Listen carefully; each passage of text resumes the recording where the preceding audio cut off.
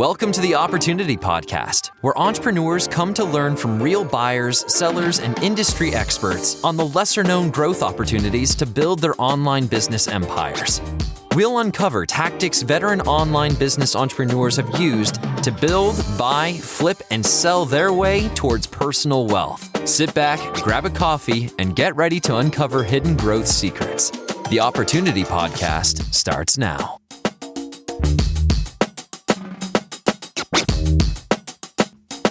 Welcome back to the Opportunity Podcast, your go-to resource for hitting growth opportunities throughout online business. We're your hosts. I'm Brandon. And I'm Sarah, and thanks for joining us for our latest episode. Today we'll be speaking with Martin Johnston, co-founder of Crafted Society, a luxury commerce brand dedicated to the transparent, sustainable production of handmade artisan goods. Martin served as CCO for Crocs, managing director at Tom's, and has held leadership roles within other household name brands. He gives us insight into what it's like to work within the largest names in retail and e-commerce and what budding brands can learn about scaling by looking at the top of the market. We also talked to Martin about what it's like to launch his own e-commerce brand and why he chose to build his own dreams versus building someone else's. He talks about what it's like to stick to sustainable manufacturing practices and people-focused principles within his brand, even if it's the more difficult path. Martin's also managed to incorporate a DTC subscription model into his brand and creates partnerships that have helped the business grow. This episode is full of actionable advice and inspiration for those who aspire to weave a mission into their brand.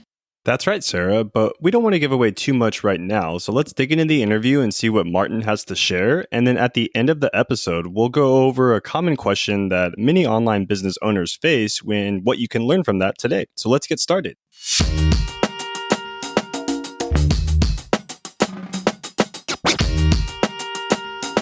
Hey everyone, welcome back to the Opportunity Podcast. So we're really excited. We have a great guest on today. It's Martin Johnston. He's the co-founder of Crafted Society, and we're really excited to have him on today. And so, welcome to the show, Martin. How are you doing today? Brilliant. Thanks for having me, guys. Honored to be here. Yeah, it's awesome to have you on the call and to talk to you a little bit about your company and your experience in the space. But for those who are not as familiar with you, can you introduce us to yourself and currently where you are in the world right now?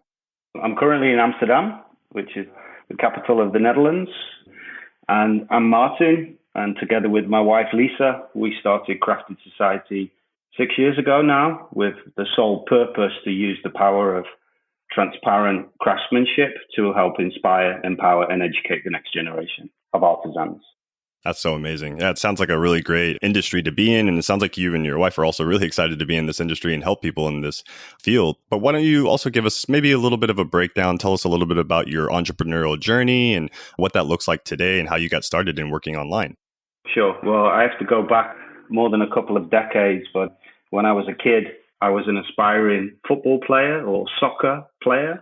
I played at a couple of clubs in England, and my dream was to become a professional footballer, but unfortunately I had quite a bad knee injury, which put paid to the professional side. But what it provided me with was an opportunity to actually go and play soccer in the United States. And I had a full soccer scholarship, so I was able to get a university degree in sports marketing, play the sport that I loved at a collegiate varsity level. And then really from there, it started to kind of help shape what I wanted to do in my life. So while I was at university, I was also fully qualified English Football Association soccer coach. So I decided to start my own little soccer schools in Florida, and really just to help, subsidize my peasant living as a as a student. So I think that's probably the earliest part of when I knew that there was some sort of an entrepreneurial taste inside of me. And then later on in life, I graduated. My first job was running sports marketing for the Adidas group in Eastern Europe. I moved on from there. Tommy Hilfiger, that brought me to the Netherlands. And in 2003 or 2004, me and my wife decided that we wanted to launch our own distribution, fashion agency and fashion distribution company. So we did that, and we did it for about 4 years. We built it. And unfortunately, the crash, the economic crash was just around the corner, and one of our biggest brands, which was an American sailing brand, decided to withdraw from the European marketplace. So on the back of that, I got a phone call from a funny plastic shoe company out of Boulder called Crocs. They asked me to join them, and Lisa kept with the agency until our daughter was born, and then she decided to sell it so she could spend more time as a mum to our first child. So let's say the entrepreneurial spirit has always been in me. And in 2015, I'm sure your guests or that your listeners will appreciate this or be able to identify with it. I kind of find myself at a career crossroads. You know, I'd helped build the Tom's brand in Europe, Middle East, and Africa. We grew exponentially over a very short period of time. And while I was there, the company brought on a private equity firm. About 6 to 9 months after, let's say, the deal had been done, I just kind of found myself thinking and contemplating, you know, I hadn't seen my son for almost 3 years since he was born because I was always traveling. I was working nonstop. And I decided to put family first and take a bit of a breather, and decided to step back from my role as managing director, CEO of the Tom shoe business in the EMEA region. And, you know, put family first, think about what we wanted to do. And, you know, during that period of time, it was about 3 to 4 months, you know, there were other job opportunities. But someone once said to me, you know, if you do not go out and build your own dream, someone else will hire you to build theirs. And that stuck with me. And I kind of thought, wow, it's now or never. And me and Lisa had always harbored this strong desire to start our own thing after our experience as being a middleman, right? As you know, the people who are the agents or the distributors for brands. And we always said that we wanted to kind of control things ourselves and set out a brand with our own values and our own identity. So we decided to take the road non-traveled and the much harder road. And that's when we kind of said, okay, we're going to go off and we're going to start something ourselves. And, you know, at the very beginning, we knew exactly what we wanted to do. We wanted to make beautiful, handcrafted bags, shoes, and just, you know, objects of beauty. We knew it had to be in Italy because that had been the country that had stolen our hearts, you know, 20 odd years earlier. We just didn't know by who, because traditional luxury brands, they kind of keep their supply chains kind of hidden and very secret. So, you know, very early on in our decision-making process, we'd already arrived at our first roadblock. And little did we know, but that roadblock was ultimately going to inspire us to do things completely different with our approach to luxury. That's amazing. I definitely have some follow-up questions down the road here about the brand and certainly that mission that you just pointed to earlier. But before we get there, I wanted to ask, you know, you just mentioned a bunch of different brands. I mean, I heard Adidas and Tommy Hilfiger. I know you've been the CCO for Crocs, managing director at Tom's, and obviously now you've launched your own brand. I was wondering, you know, what did working for such large brands teach you about launching your e-commerce business? I think, you know, I've been very blessed, right, with the brands that I've been able to work for. I've met fantastic people along the way. I've made mistakes because I'm human. I've made mistakes on, let's say, other people's paycheck. Generally speaking, I didn't make too many bad mistakes, but, you know, I think the beauty of having already had a very rich career in this industry was that, you know, not only did I get to see a lot of the amazing things that makes these brands tick, but I also got to see some of the not so nice things, the inner workings, you know, and that would always stick with me as I went through my corporate career, you know, and I'd kind of just tick it off subconsciously, like, okay, when I've got my own thing, I'm going to do that differently, or I don't quite agree with that, I do it this way. And I think, you know, the beauty of this working career, this more than 2-decade working career in senior leadership roles, it really provided me with all of the fundamental basics and more to be able to go off and launch, you know, this absolutely beautiful project that we kicked off 6 years ago. Amazing. You know, I guess you kind of pointed to it there. You're talking about you're making things happen within the context of these large brands. I'd probably liken it to you are working within this very large, well-oiled machine within their operations. But what was it like going from being really deep within that machine, obviously running things at a high level, to all of a sudden starting from scratch and launching your business? You know, what challenges did you face and what kind of things did you have to overcome? Probably the biggest thing I had to overcome was my own frustration.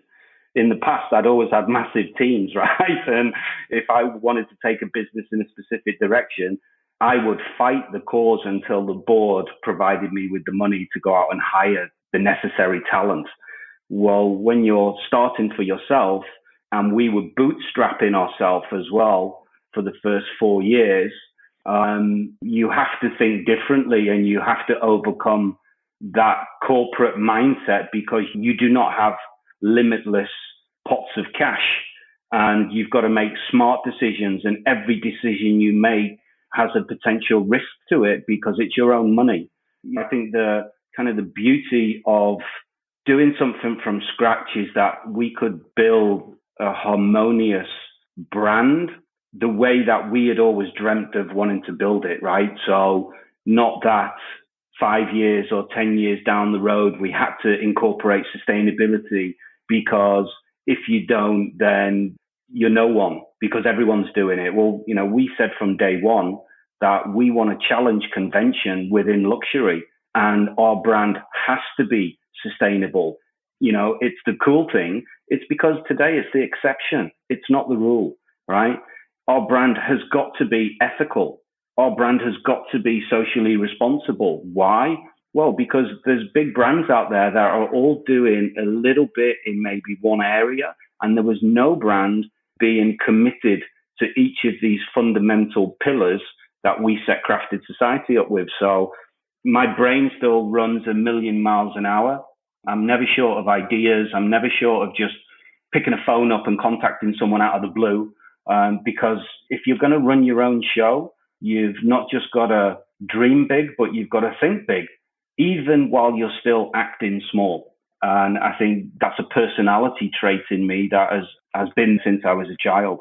Yeah, it's amazing. And it's awesome to hear you say these fundamental pillars that you mentioned in growing a brand, whether it's from the beginning or whether you happen to pick up something that's already in motion and try to scale it from there. But I'm curious, what would you say are maybe some of the unexpected commonalities that exist between these larger brands that you're mentioning in the e-commerce business? And what could those who are maybe just getting started learn by looking at these top brands as for inspiration when it comes to building out those fundamental pillars?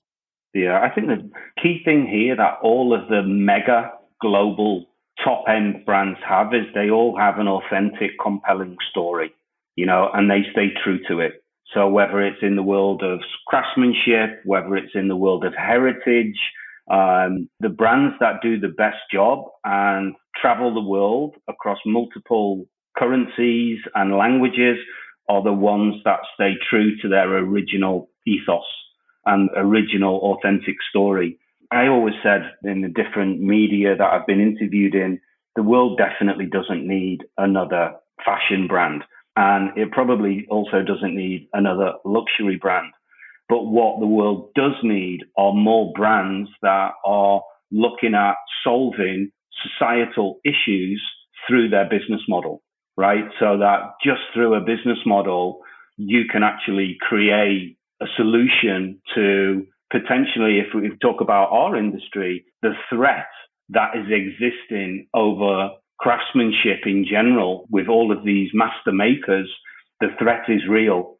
And if Crafted Society would not be out promoting who all of these makers are and shouting from the rooftops about where you can find them, how you can get in touch with them, then many of these businesses will not make it past the generation that they're currently in. So that kind of approach to using business as a force for good, I think, is definitely what I would encourage people to think about, right, when they're starting something. If money is your end goal, some people will be successful, some people will not. But money is never going to be the driving factor to get you out of a bed on a cold, dark winter's day, when there's no customers knocking on your door. You've got to have a higher purpose. And that's what we've got. And that's what fuels the passion in our bellies to keep running as fast as we're doing. Yeah, I guess having that passion and having the motivation to reach that goal is also something that you need to have as a business owner to not only make sure you're setting yourself apart from the other brands or maybe even some of the other companies, but also just to make sure that you're reaching those goals in a timely manner. And on that subject, I'm kind of curious what your take is. And when it comes to scaling an e-commerce business, would you say that there's a certain roadmap or maybe a strategy that a new brand or maybe even a startup should approach their business model with? Or is there something else as far as potential when it comes to aiming and going the distance with your business? It's a really good question. It also kind of depends on which industry the entrepreneur is going into, right? If they are familiar with the industry, then already that's going to help. If they're starting off in a completely new industry with either the product or service they're selling, or the fact that they've never done digital before, it can be an absolute minefield because the amount of companies that email us on a daily basis from all over the world saying that they can review our website, they can look at our SEO, they can look at everything. If you don't have a clear understanding of what you actually need and you do not have a clear, authentic story, then you can be kind of bankrupt before you've even got going. So, I would definitely say, try to familiarize as much as you can in the industry or the product or the service you're looking at utilizing for your business, but also, take baby steps. There's very, very few businesses out there that go from 0 to gazillion overnight.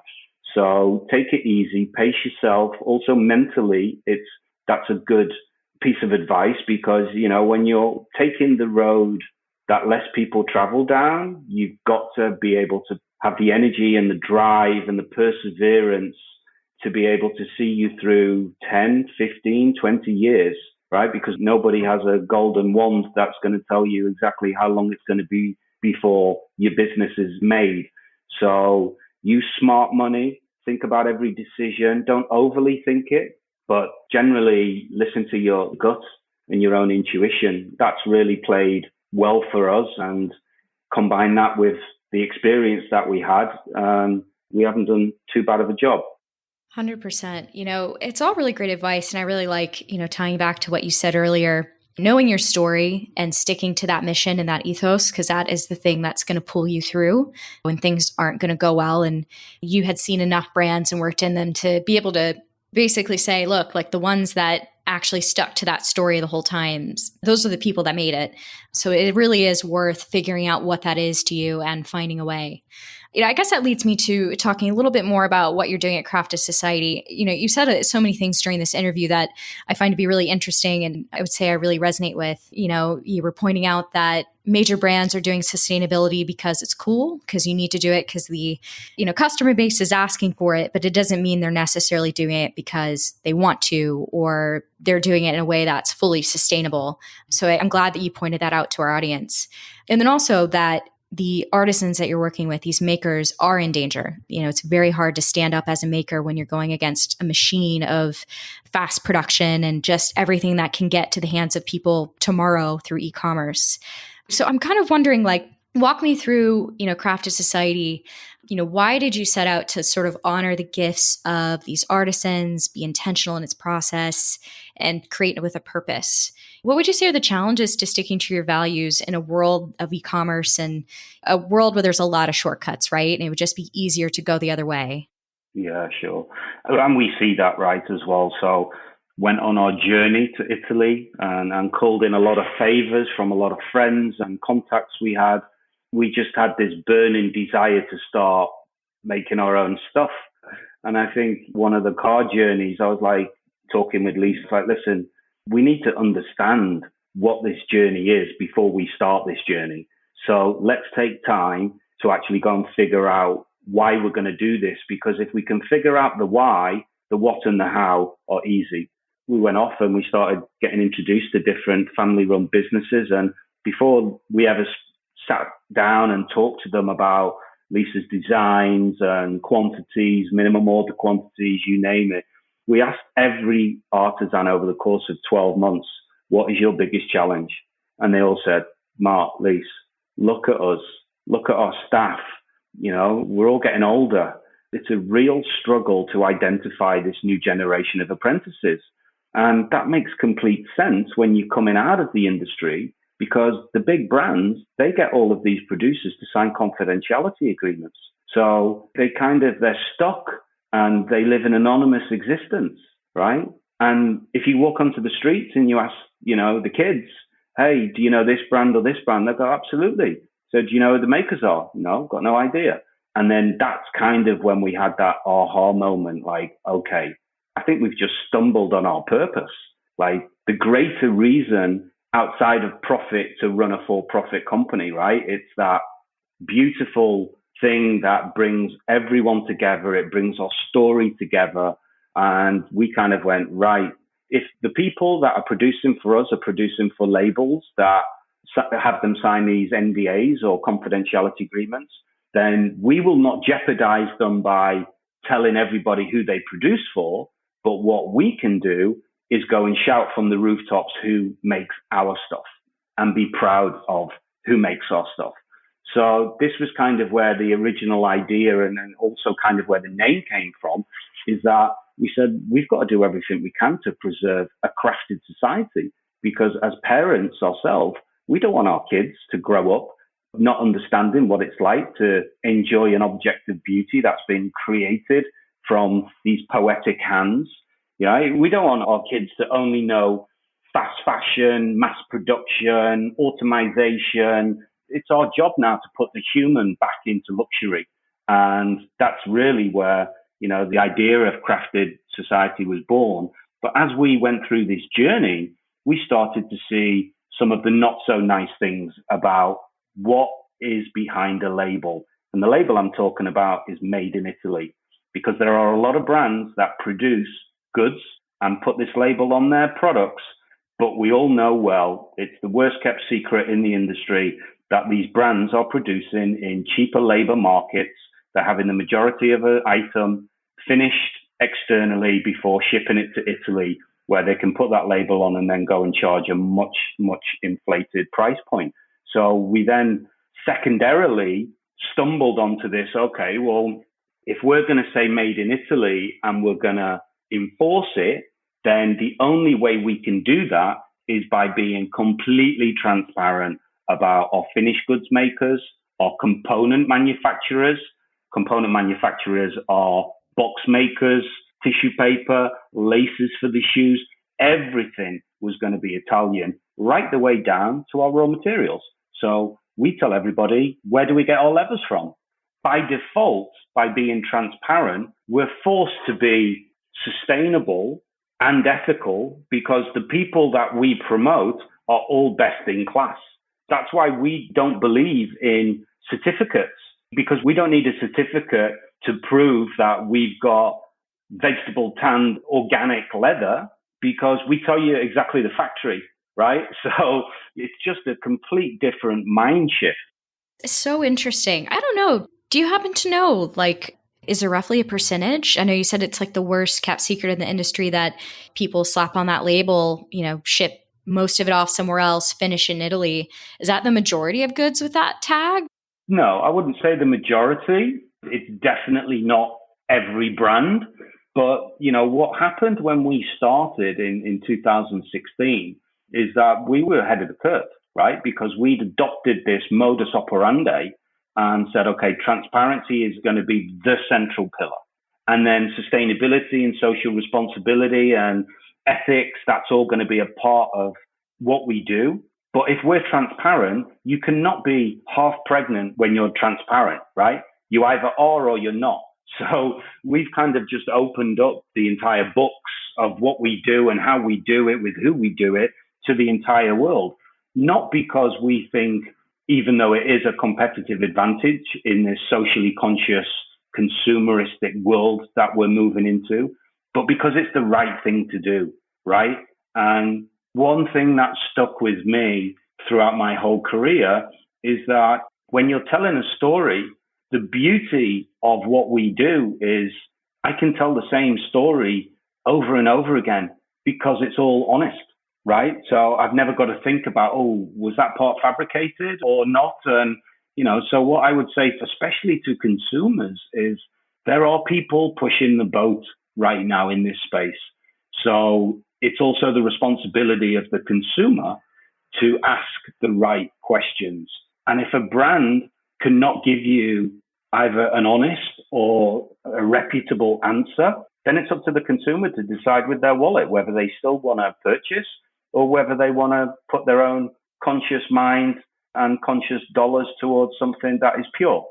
Yeah, it's so interesting you say that. I've seen like a couple really powerful documentaries on that subject where I'm trying to remember, maybe it was True Cost. Might have heard of it. Yeah. But yeah, like the issue of, I guess, we're trying to be sustainable consumers and we want to challenge brands that we buy from to be transparent. And yet, if you ask them where they manufacture, they can barely track it. And that's where the issues come to play. It's like they don't even know who's making it. And then when they find out who's making that stuff, usually the outcome is pretty horrible. And, there has to be some kind of backtrack and accountability for that. Well, I think there's also, at this moment, there is also a real renaissance within the investigative journalist world, unearthing the truth, and they're calling brands out that have said X, but actually do Y. I think with luxury, I'm a romantic person and, I love the notion of luxury, but I started asking myself, several years ago, like, what is it becoming? Because it's just becoming mass market, right? And in the old days, what was luxury was when your grandfather or your grandmother would take you to the dressmaker or to the shoemaker and you'd get that one item made especially for you by that master artisan once a year. And that product would stay with you for years and it would have emotional and emotive memories.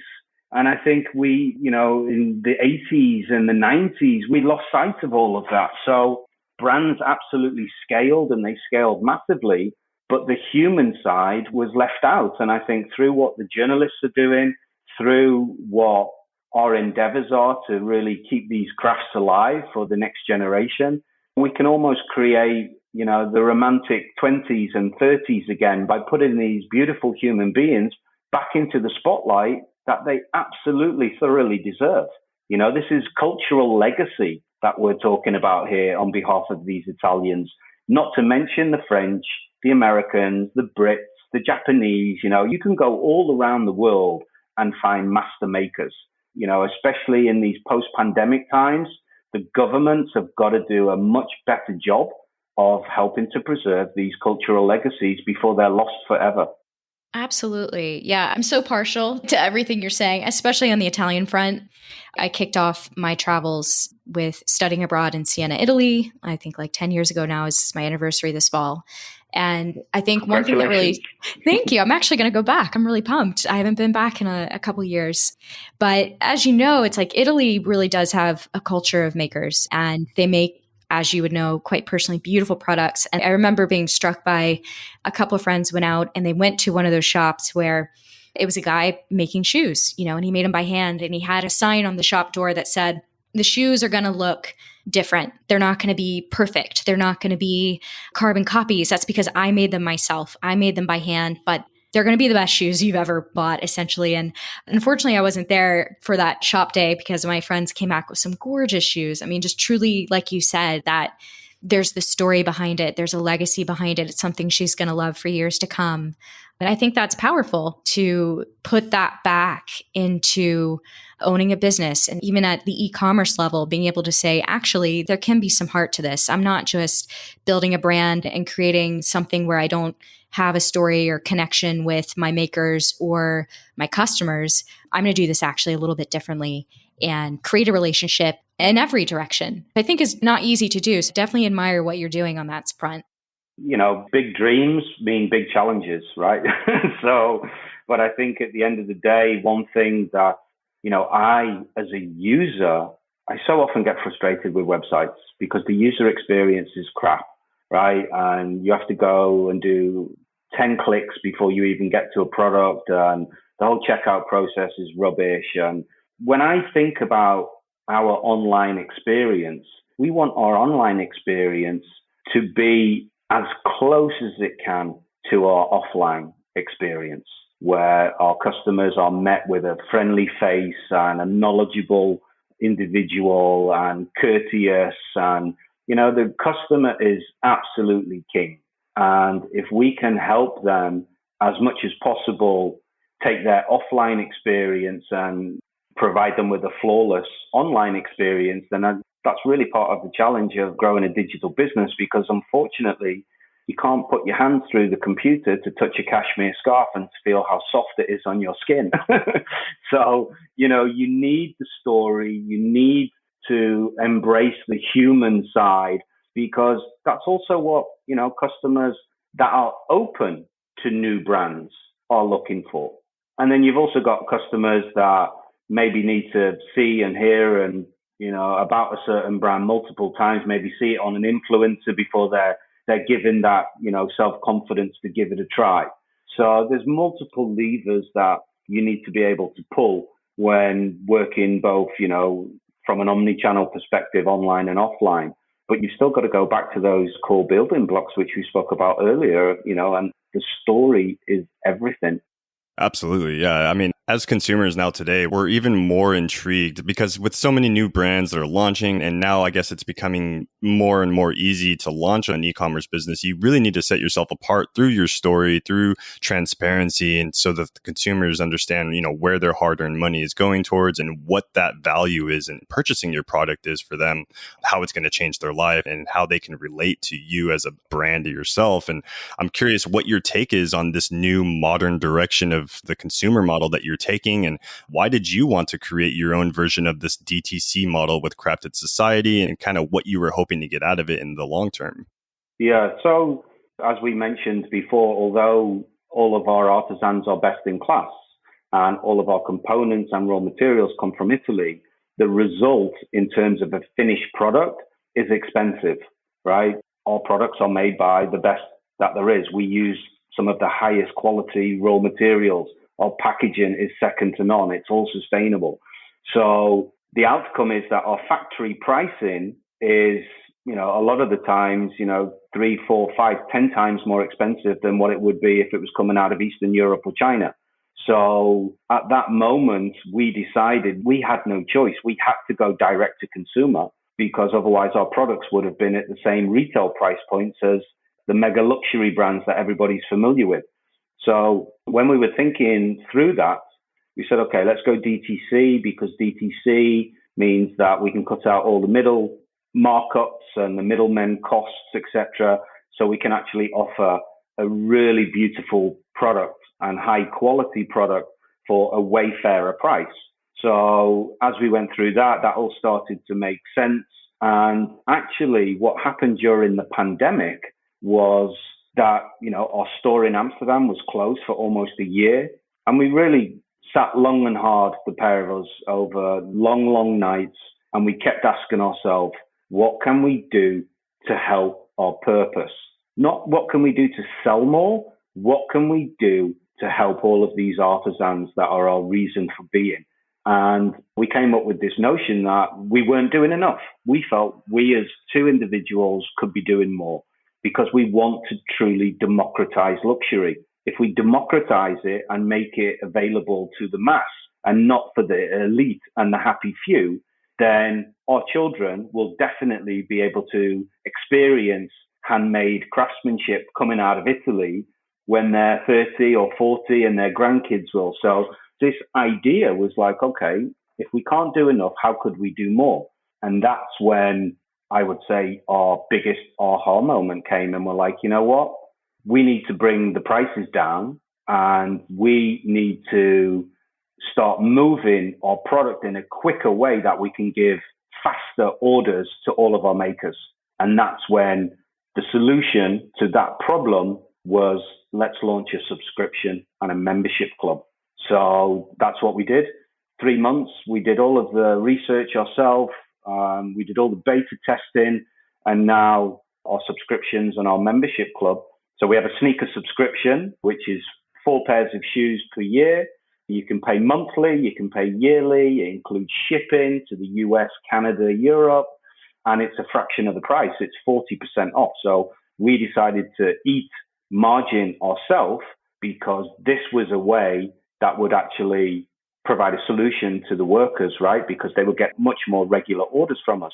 So we played with this idea and we hard launched it about 2.5 months ago or 3 months ago now. Unbelievable success. More than 75 people have signed up for either a sneaker subscription or a club membership.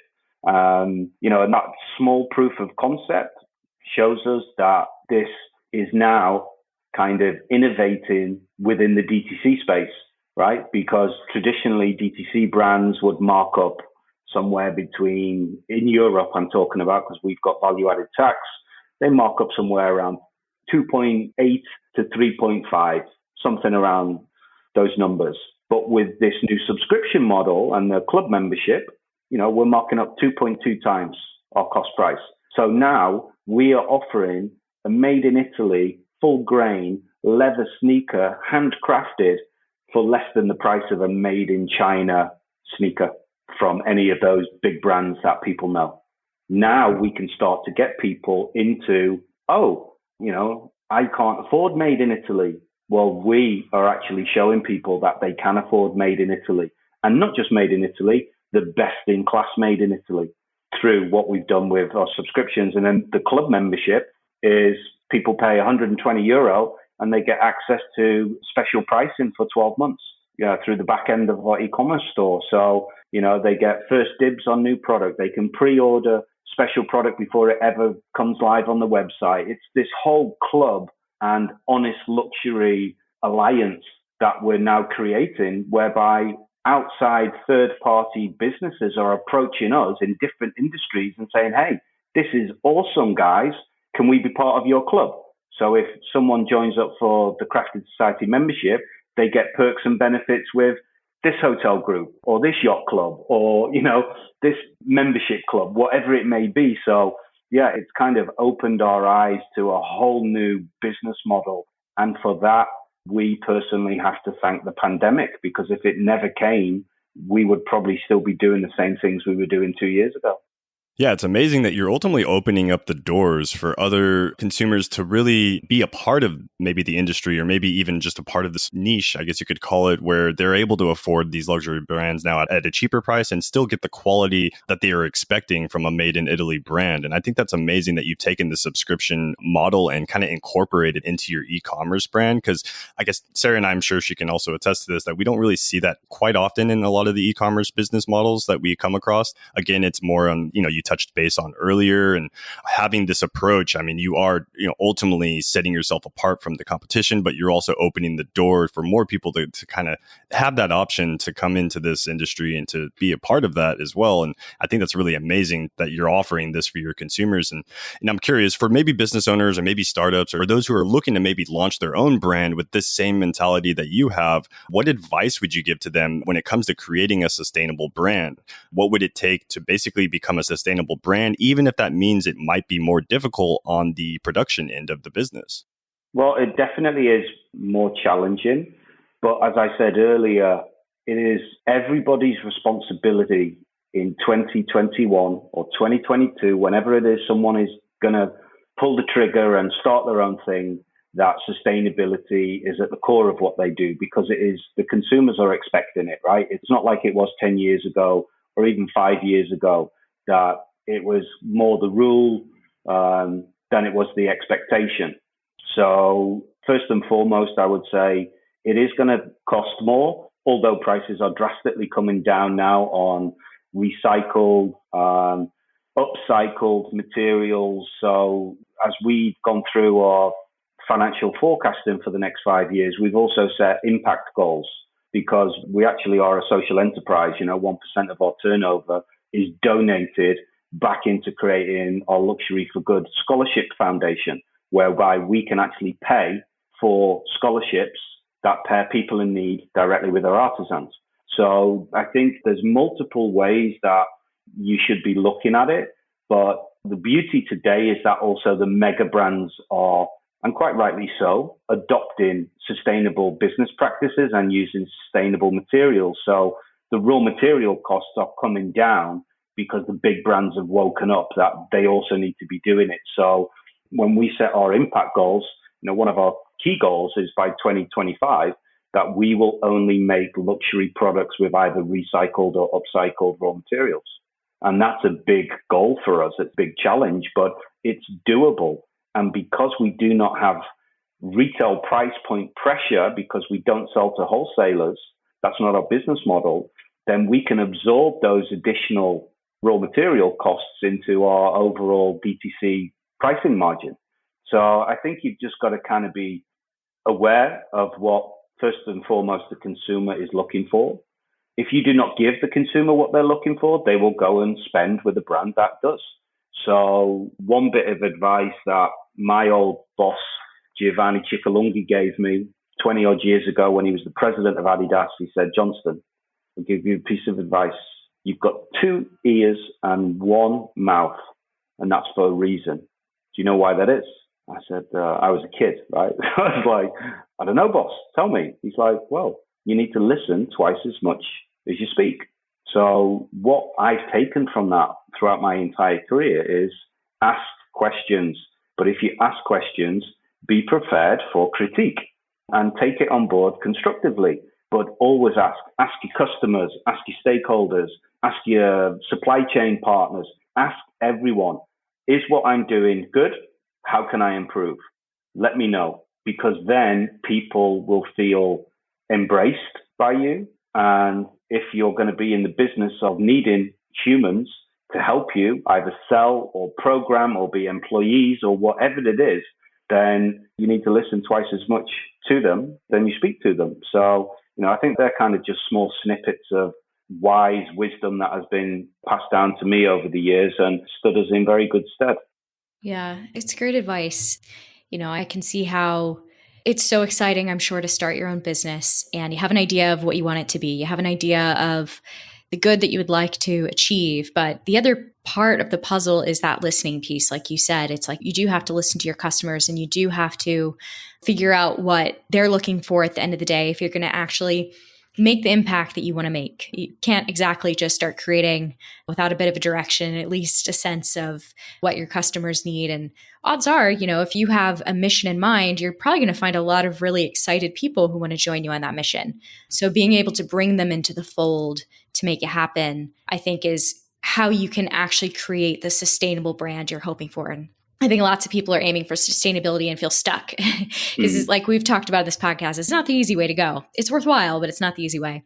I guess switching gears here a bit, one other piece of the puzzle that you've done with Crafted Society is, I noticed that you have your own podcast, Masters of Craft. And I loved that you interview makers and artisans just from a range of industries.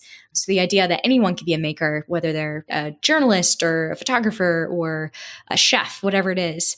How do you become masters? And so I was wondering, this might be a tough question, but what are the kind of things that you've learned from talking to these range of master makers? Huge. It's been, it's such a delight when we are interviewing other people who are at the top of their game in the sports world or in business or in art or photography, in the electric automotive area or the electric motocross area, because the one thing that joins all of these people together is passion. They've all got an innate passion for what they do, and they're all trying to use their platform for good as well. So for us, it's probably been one of the best things that we've actually done in the 6 years that we've been going, because I get an opportunity to learn a hell of a lot from people absolutely smashing it, whether that be in the world of business or philanthropy or fashion, or totally different environment.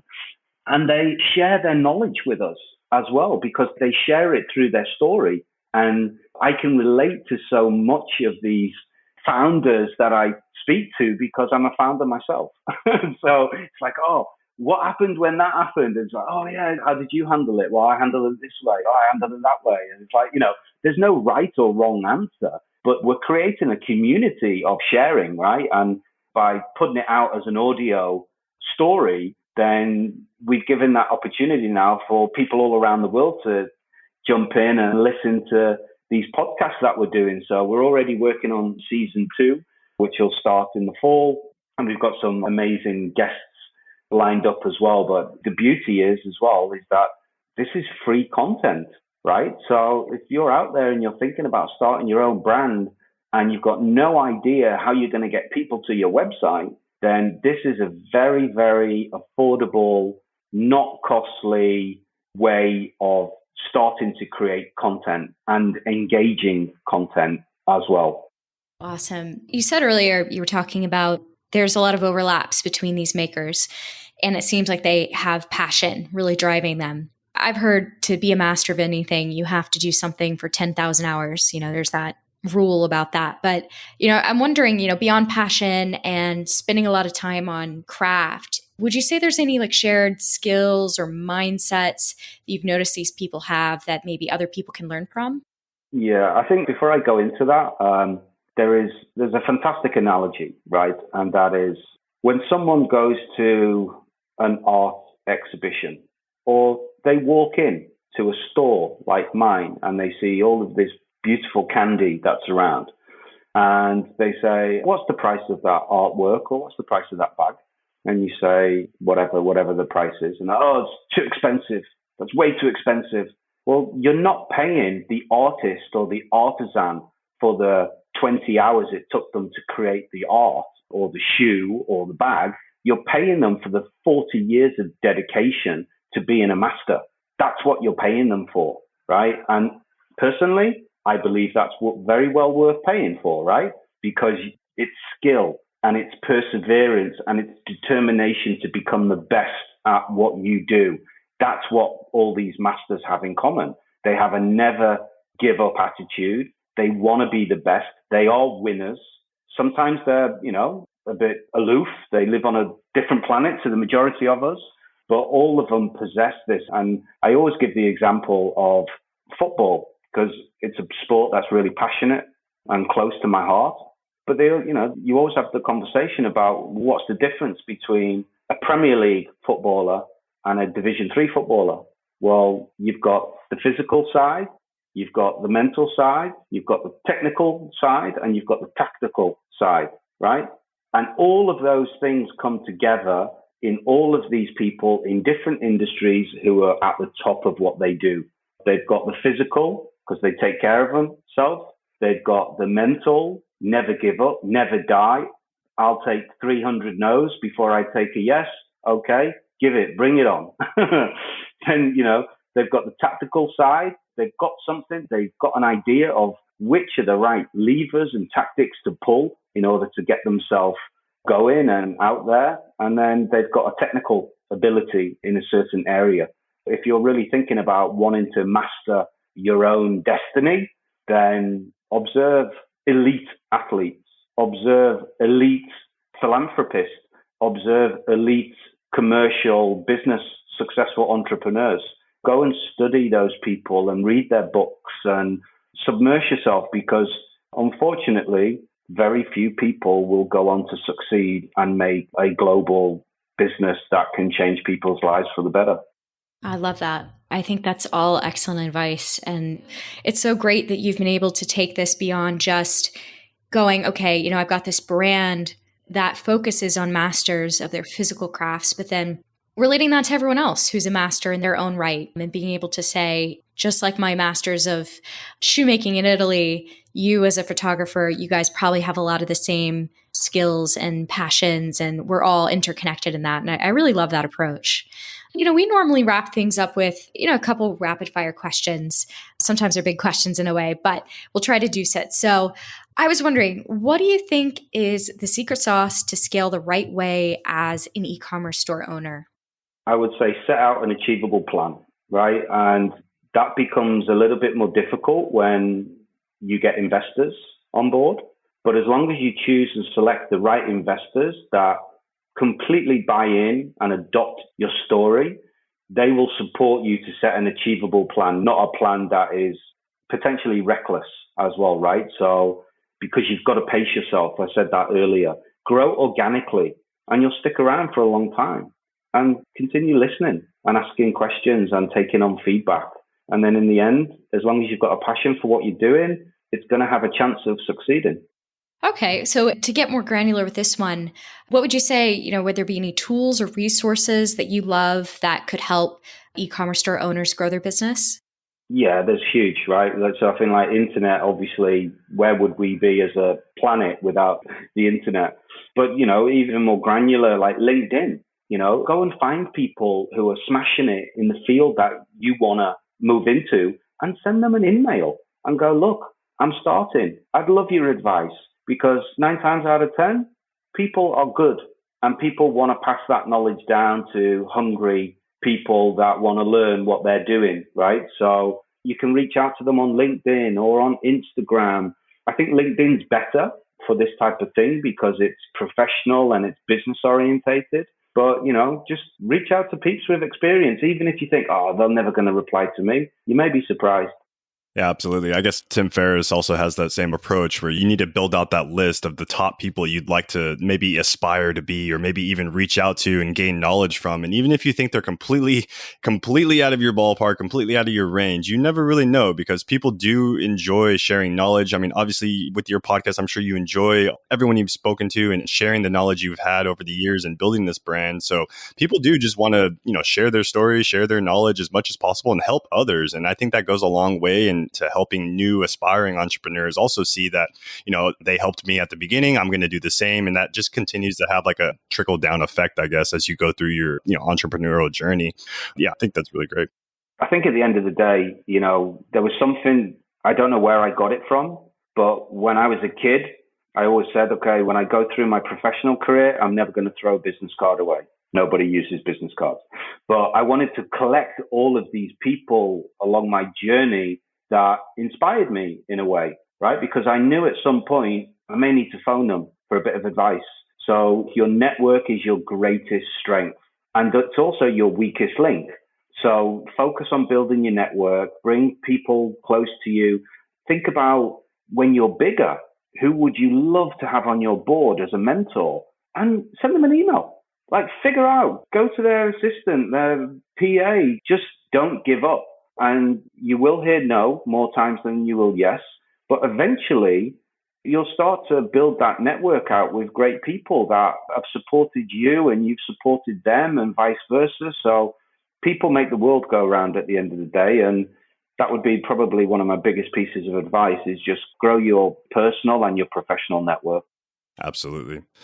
Yeah, I couldn't agree anymore. We just wrapped up our first business conference of the year at Prosper Show in Las Vegas. And it was so great to be able to network with people again face to face, because I think that's something that we've kind of lost touch through the pandemic is not having that face to face interaction, but also just that sharing of knowledge between people and kind of figuring out other people's ideas or maybe strategies or mindsets when it comes to a certain maybe solution they're trying to find an answer to. And yeah, I completely agree. Just, sending out that email, just kind of reaching out to them and just putting that idea out there like, hey, I'd love to work with you. And you'd be surprised how much people are receptive to that. And they want to see, others grow in the space as well, too. It's not necessarily a burden, I guess you could say, as it might have been 5-10 years ago when everyone might have been kind of on their own thing. I think, even with the pandemic. I never say no to a podcast. I never say no to a personal email that's been sent to me that's not phishing. Yeah. I answer all of them. Why? Because in what I do on a day-to-day basis and the purpose of why we exist, it's to educate and empower and inspire the next generation. So I've also got to be true to my word that when kids at uni write to me and say, can I do an interview with you for my thesis? Absolutely. Because I also was given a helping hand by Fred Gearin and Giovanni Ciccolunghi and countless other big chiefs of big companies through my career, right? So it's time now for me to pay it forward and pay it back as well.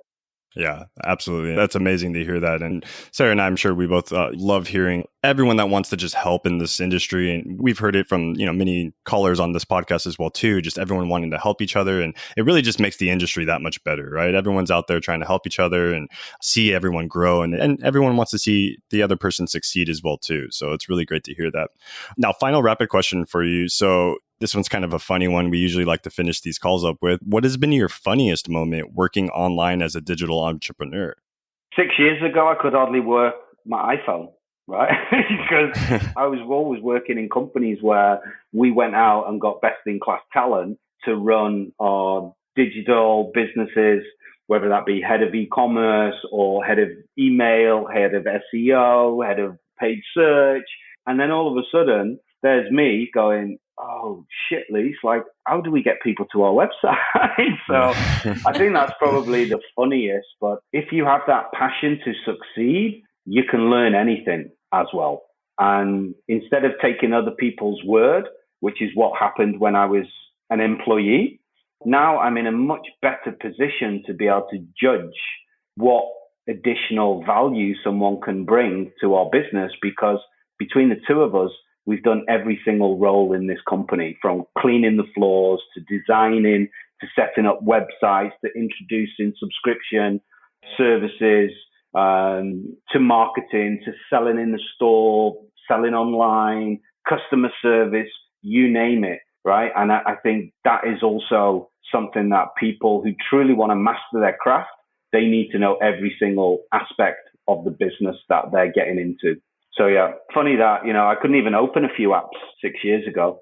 Now I'm happiest when I can close them all. Yeah. That's so awesome. Yeah, I never really thought about that before, when you're working with these businesses with such scale, that it's so great to have those teams like you pointed out before, but at the same time, it does make it so that you don't really have to lean on yourself. And obviously now you've done that in such a beautiful way. So very cool. Thank you. You said earlier, you don't say no to a podcast and be able to talk to people. So thank you for not saying no to this podcast and coming on with us. Thanks for having me. And I hope the people who are listening can take maybe one or two things from this, and it'll inspire them in their own journey as well. I think this has been a really inspiring episode. You've got a ton of passion and just great advice woven in there. So I'm excited to get this one out to the world. Just thank you again for everything. Absolutely. Take care, guys. Take care.